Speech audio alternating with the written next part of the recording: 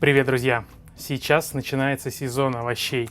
Лето — это большое количество урожая, и совсем скоро вы будете задаваться вопросом, кому отдать кабачки, которые выросли у вас на грядках, потому что их столько, что девать их просто некуда. Я же рекомендую вам никому их не отдавать, а использовать для себя. Сегодня мы с вами приготовим кабачковую икру. Из молодых кабачков мне не нравится использовать большие, перезрелые, с твердой шкуркой, хотя, разумеется, с одной стороны, это рентабельнее, да, у них масса больше и так далее. Но из таких получается просто потрясающая нежная кабачковая икра. Сегодня мы ее приготовим, и давайте начнем с подготовки всех овощей. Кабачки мне нужно нарезать достаточно крупно. Опять же, из-за того, что они молодые, чистить я их не буду. Морковка и лук у меня почищены. Их нарезаем тоже произвольными кубиками, кусочками. Отрезаем грубую часть. Отрезаем переднюю жопку.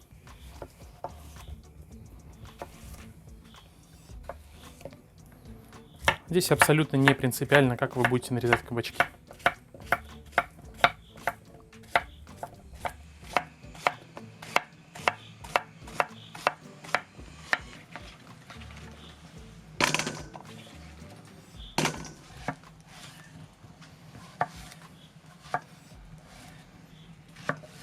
Огромным плюсом приготовления кабачковой икры из молодых кабачков будет то, что у них еще не сформировались жесткие твердые семечки, которые вам потом придется удалять. Здесь об этом париться абсолютно не нужно, можно резать прямо так. Соответственно, мы тратим меньше времени на заготовку.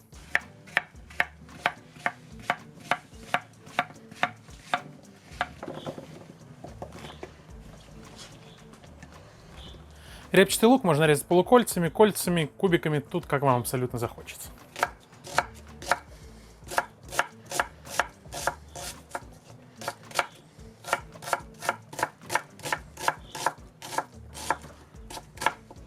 То же самое правило действует и на морковь. Нарезаем ее кубиками или произвольными кусочками.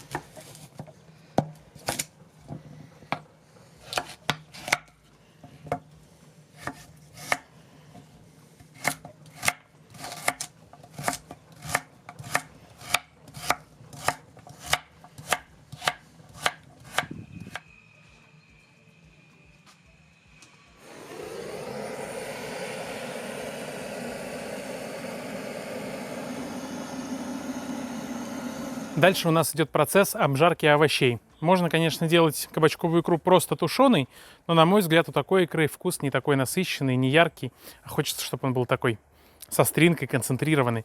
Поэтому все овощи мы немножко обжарим. Первым делом, конечно же, наливаем растительное масло и обжариваем репчатый лук.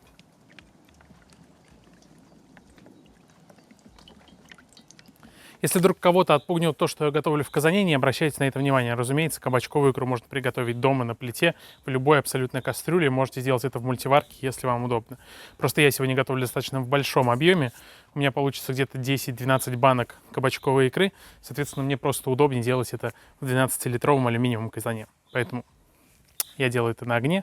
А я думаю, что зимой будет приятно вспомнить, что это кабачковая икра еще и на огне приготовлена.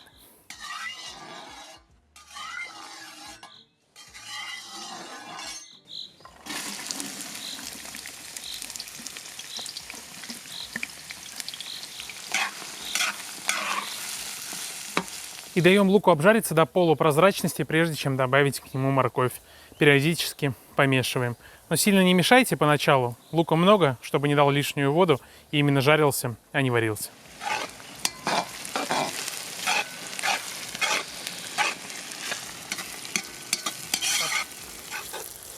Лук слегка припустился, можно добавлять морковь.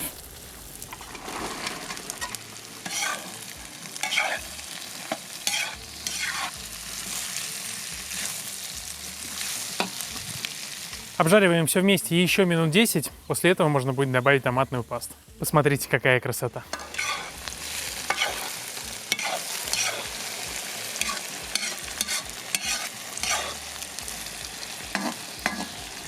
Следующим этапом, как я и говорил, добавляем томатную пасту. Конечно, можно добавить и помидоры, если у вас их много на огороде в этом году выросло, но тогда лучше убрать семечки для того, чтобы потом икра была у вас однородная. Но все-таки томатная паста дает более концентрированный вкус и цвет.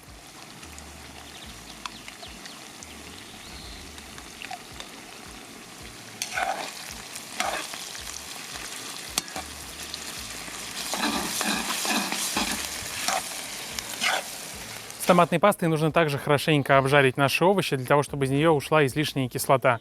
На это уйдет минут 5. После этого можно будет добавлять кабачки. И прежде чем добавлять кабачки, я сразу добавлю соль, сахар и перец, для того, чтобы довести нашу икру до вкуса. Добавлю немного уксуса,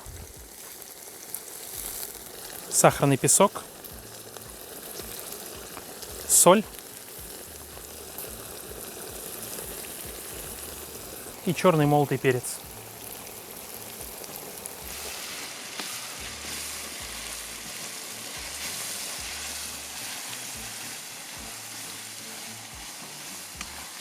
И добавляю кабачки.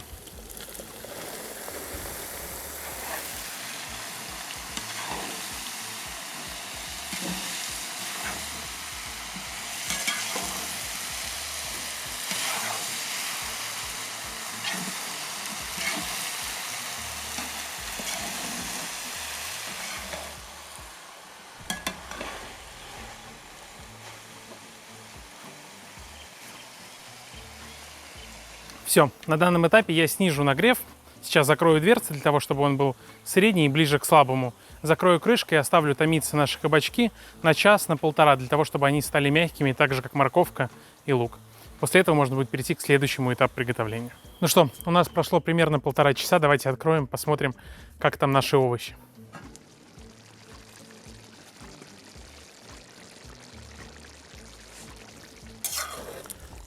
Просто сказочно.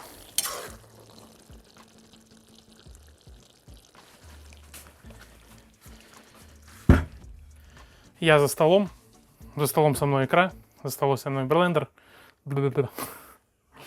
За столом со мной блендер, а это значит, что нашу икру мы сейчас будем измельчать. Вот она уже пробивается, узнаваемая икра.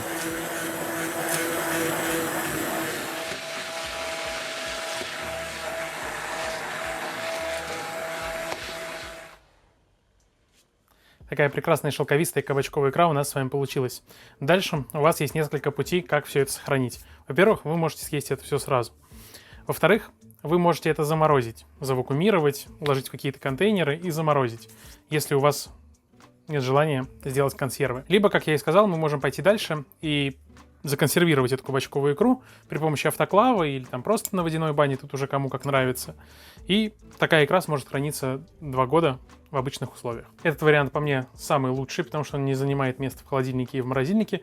Соответственно, так я и поступлю. Поэтому беру половник, раскладываю по банкам. У меня банки 450 мл, соответственно, примерно 450 грамм кабачковой икры сюда у меня и войдет.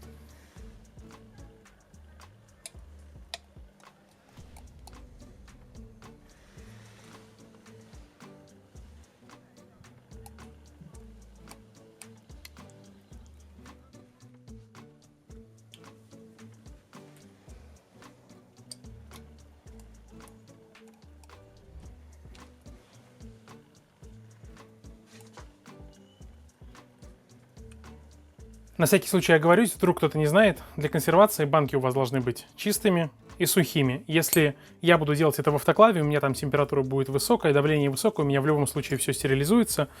Если нет, если вы будете делать это на водяной бане, то лучше, конечно, простерилизовать и крышки, и банки, то есть прогреть их хорошей горячей водой, чтобы они и внутри были чистыми. Особенно если крышки и банки вы используете повторно после каких-то прошлых консервов. Получилось 9 банок, и еще немножко осталось для того, чтобы поесть прямо сегодня. Закрываю крышками и отправлю в автоклав. У меня автоклав работает от плиты, я поставлю его на плиту и заложу туда банки. При температуре 120 градусов я буду готовить свои баночки 40 минут. Если вы будете консервировать их в кастрюле, то на дно уложите несколько слоев полотенца. Но я думаю, вы легко сможете загуглить способ, как это делать. Полотенце, устанавливаете банки, заливаете водой, чтобы она полностью их покрывала. Доводите почти до кипения, вот 100 градусов практически, чтобы было.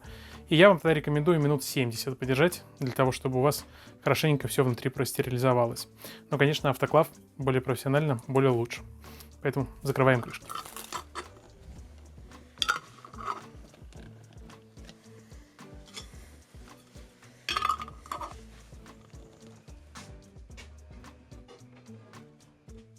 На дно автоклава укладываю кассету, чтобы банки не соприкасались с дном. устанавливаю сами банки.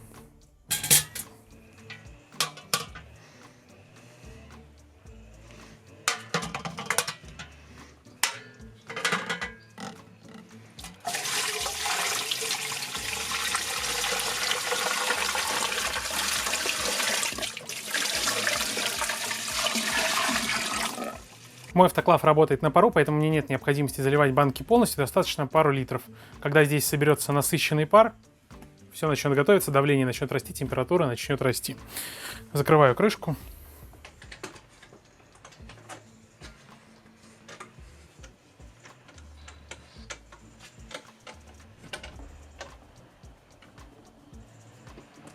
В моем автоклаве нет никаких хитростей. Устанавливаю шланг, чтобы лишний пар, если он был, мог вытекать. Зажимаю. Давайте быстренько расскажу, все равно кому-нибудь будет интересно. Здесь у меня клапан, скажем так, аварийный, который сработает и будет выпускать пар в случае, если совсем там нагнетется. Это дышащий клапан, он будет выпускать воздух до тех пор, пока внутри моего автоклава не соберется насыщенный пар. Как только он появится там, достаточное количество этого пара, он закроет этот клапан, через него больше не будет выходить воздух, давление начнет расти. Давление можно отслеживать вот здесь. Соответственно, желательно не подниматься больше 2 в нашем случае. Сюда у меня вставляется термометр. В эту дырочку я наливаю небольшое количество растительного масла, для того, чтобы лучше был контакт с окружающей средой. И помещаю обычный градусник. Космический аппарат отправляется на плиту. Как только температура достигнет примерно там 117 градусов, я засекаю время, и 40 минут при этой температуре у меня будет готовится моя кабачковая икра. Почему 117 градусов? То есть готовить я буду при 120, но при 117 градусах потом еще пойдет какая-то инерция, температура вырастет, давление чуть-чуть может подняться. Я в этот момент как раз уменьшу нагрев, и она примерно вот на 120 у меня будет держаться. Не электрический, не могу точно выставить температуру, поэтому вот так. Пошел на плиту.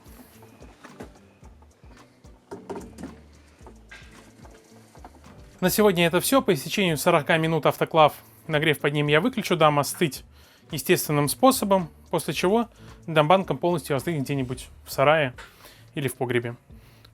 После этого попробуем готовое изделие.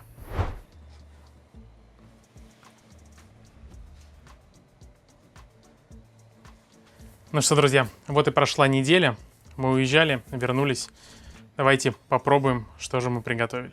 Ну, во-первых, качество баночек. Как видите, все крышечки втянутые. Нигде не топорщится. А это значит, что все приготовилось правильно.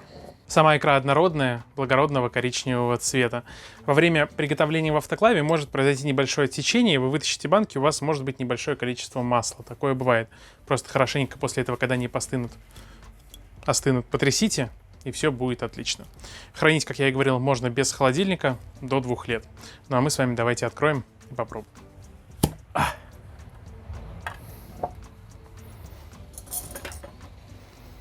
Вот она, наша икра.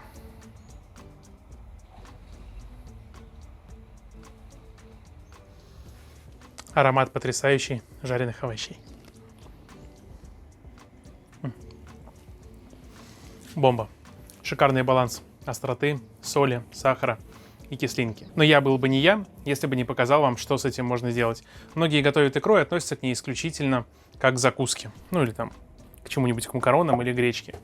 Но это еще отличная заготовка для быстрого приготовления супа. По сути, это концентрированный крем-суп. Его давайте и приготовим.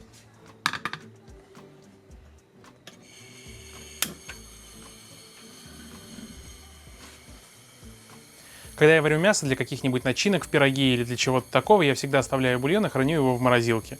Такой бульон я сейчас поколол, налил в кастрюлю, нам нужно дождаться, чтобы он растопился. И когда он полностью растопится, добавляем к нему банку кабачковой икры.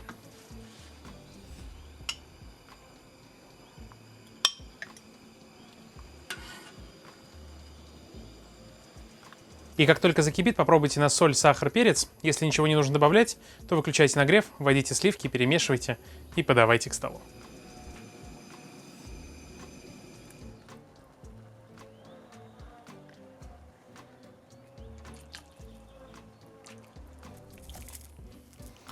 и сухарики.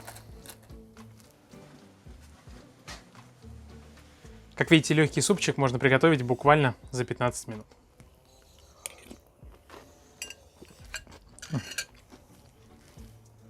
Перфекто.